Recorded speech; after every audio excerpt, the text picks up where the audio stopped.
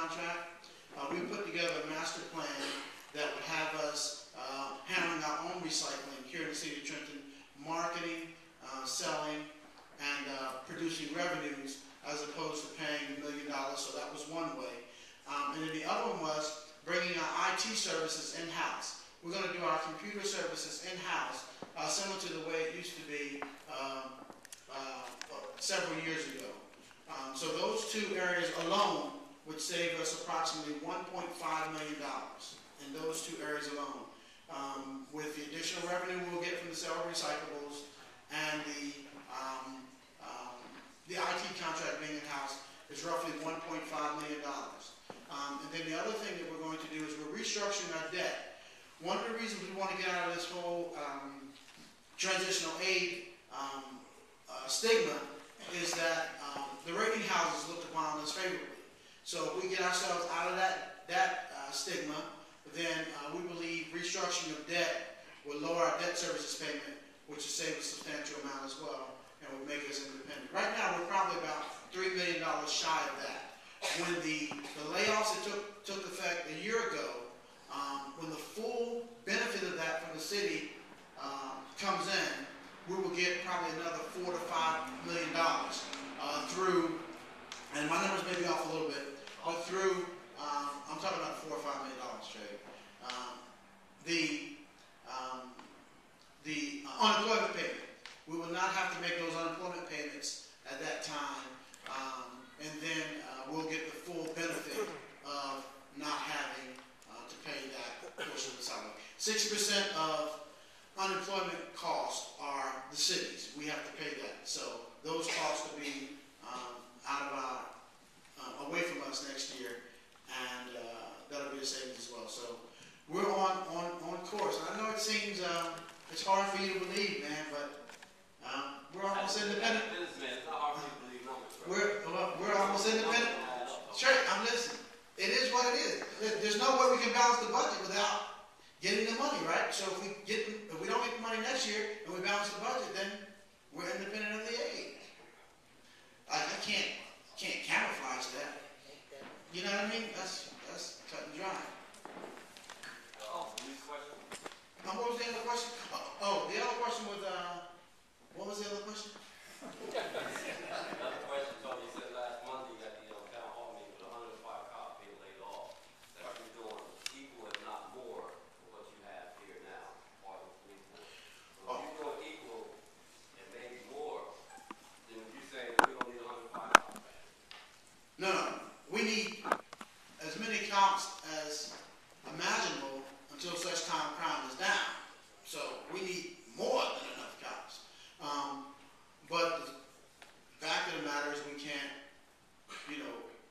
afford to pay at the same level we've been paying without additional revenues. But to your point, to your question, the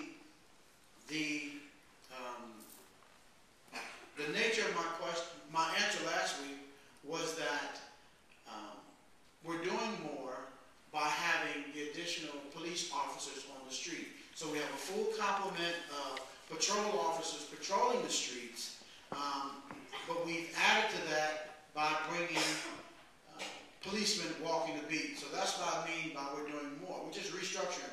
And as it relates to Director Armitage's comments, we have every division that we've had before. They're just scaled back in terms of the total number of people that are working. We've also put some people that were having administrative duties in the past are now working the streets. So we're maximizing our efforts.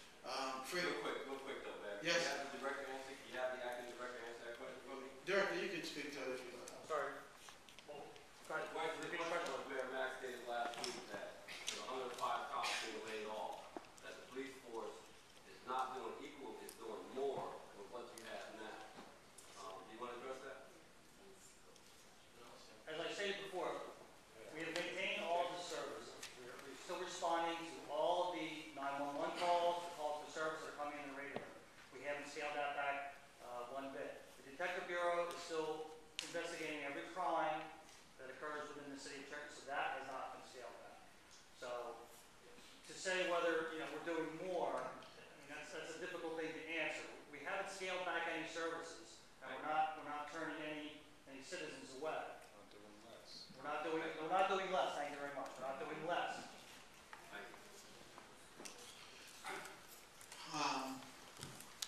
Frank, and then Shaheed. Good evening, Mayor. Good evening. I spoke to you before you came here. There was a clear and evident disconnect between police, mayor, and community. There still is. I'm just wondering, what are you doing in regards to working towards that, still looking to help resolve that issue in our community? There's a lot of crime, the young people are completely out of control. And they're seeing police as the enemy. I'm looking to reconnect that bridge and begin to, clear up. There's been a long line of historical abuse. That's why the police are seeing the way they are.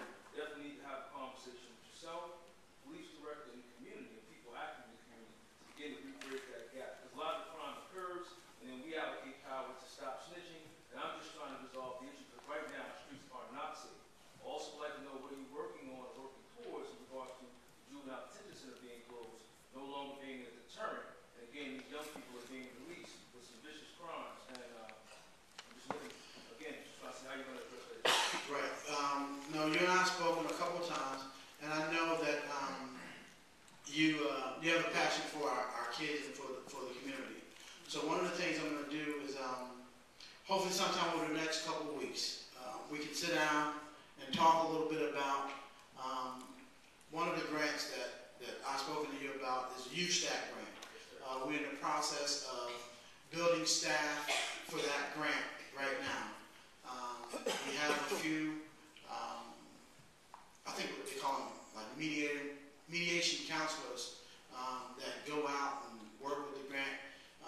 So there are several phases of that grant that I believe we can talk about. I want to hear your views on them, and hopes that we can come to some reasonable conclusion as to how you can help us move that process forward. Yes, sir.